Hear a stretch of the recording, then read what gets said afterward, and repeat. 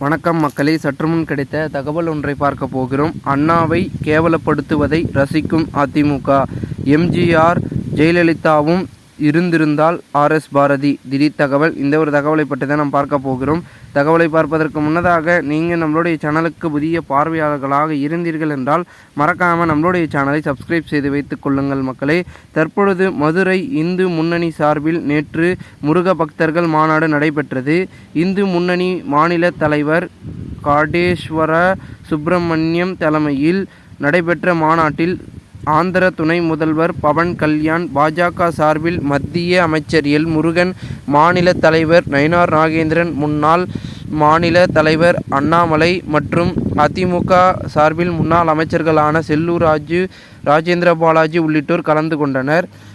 மேலும் இந்த மாநாட்டில் பேசிய பவன் கல்யாண், முருகனின் அவதாரம் முத்துராமலிங்க தேவர், உலகின் முதல் புரட்சி தலைவர் முருகப்பெருமான், கருப்பு நிறத்தை வைத்து அரசியல் செய்யும் கூட்டம் முருகரை கந்தகஷ்டி கவசத்தை கிண்டல் செய்தனர். இந்துக்கள் ஒற்றுமையாக இருந்து போராடினால் வெற்றி பெறலாம் என அவர் பேசினார். மேலும் இந்த மாநாட்டில் வீடியோ ஒன்று ஒளிபரப்பட்டிருந்தது. இந்த நிலையில் திமுகவின் கழக அமைப்பு செயலாளர் ஆர்எஸ் பாரதி அதிமுகவை விமர்சித்து அறிக்கை வெளியிட்டிருக்கிறார். அந்த அறிக்கையில்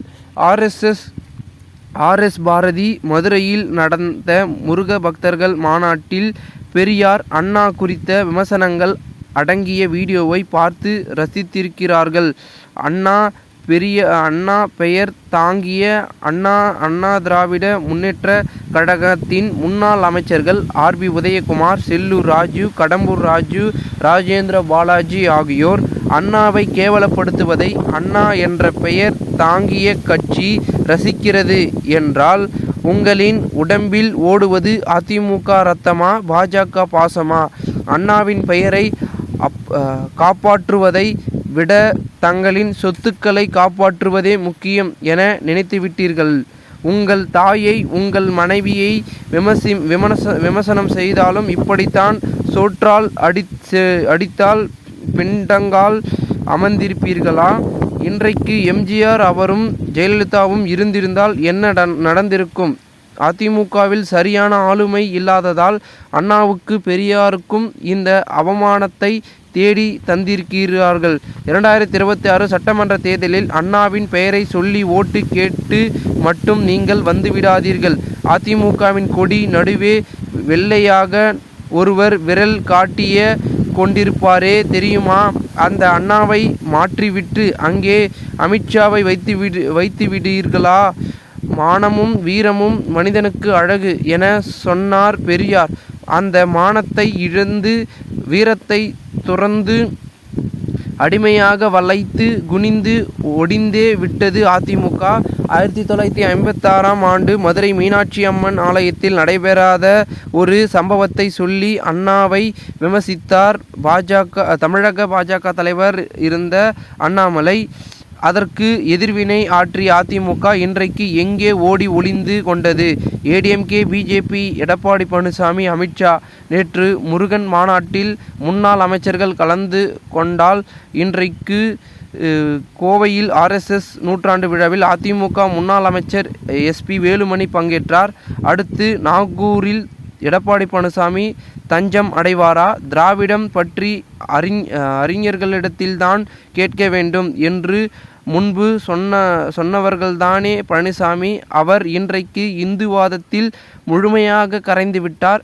எம்ஜிஆர் எதிர்த்த இந்து முன்னணியை இன்றைக்கு அதிமுக சிவப்பு கம்பளம் போட்டு வரவேற்கிறது. 1982ஆம் ஆண்டு எம்ஜிஆர் ஆட்சியில் நடைபெற்ற மண்டைக்காடு கலவரம் பற்றியும் இந்து முன்னணி குறித்தும் எம்ஜிஆர் 29/3/1982 அன்று சட்டப்பேரவையில் தனது கண்டனத்தை பதிவு செய்திருக்கிறார். இந்த முன்னணி இந்து முன்னணி என்ற பெயரால் பேரணி நடத்துகிறார்கள். இந்த பேரணியால் நாட்டுக்கு நன்மையா? சிந்திக்க வேண்டும் என்று அன்றைக்கு சொன்னவர் எம்ஜிஆர். முருக பக்தர்கள் மாநாட்டிற்கு சூரனை வதம் செய்த முருகா, திராவிடத்தை அழிக்க வேலெடுத்து வா என்றும், திராவிடத்தை அழிக்க வேலெடுத்து ஓடி வா முருகா பக்தர்களே என்று இந்து முன்னணியினர் சுவரொட்டி ஒட்டியிருக்கிறார்கள். திராவிடத்தை அழிக்கும் முருகன் மாநாட்டிற்கு திராவிடம் என்ற பெயரில் தாங்கிய அதிமுக பொதுச் செயலாளர் பழனிசாமி வாழ்த்து தெரிவிக்கிறார். முருகன் மாநாடு முழுவதும் வெறுப்பு பேச்சுக்களால் மட்டுமே கட்டமைக்கப்பட்டிருந்தது. வெறுப்பு பேச்சுக்களை எல்லாம் அதிமுக ஏற்றுக்கொள்கிறது போல ஒன்றே குலம் ஒருவனே தெய்வம் என்கின்ற அண்ணாவின் கூற்றை பற்றி கவலைப்படாமல் இந்துவாதத்தில் முற்றிலுமாக அதிமுக கரைந்துவிட்டது.